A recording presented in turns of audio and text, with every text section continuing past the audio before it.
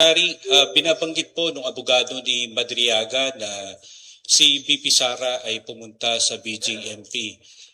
Sa inyo ho ba, napacheck nyo na po ba sa BJMP kung merong CCTV, merong visitation Yes. documents, kung pumunta ba talaga si VP Sara sa BJMP sa Camp Bagong Diwa? Pumunta siya ron pero kinausap niya si Arnie Tevez. Hindi si Madriaga. Si Arnie Tevez. Si Arnie Tevez ang kausap. May CCTV po nung footage. I think so. May records yung warden pinakita. The warden was there present during the meeting. Wala naman daw pinag-usapan masyado kundi nagkumustahan lang. So that was the extent of the report to me. That was October 19? Tama ho ba? I think so, yes. Yes.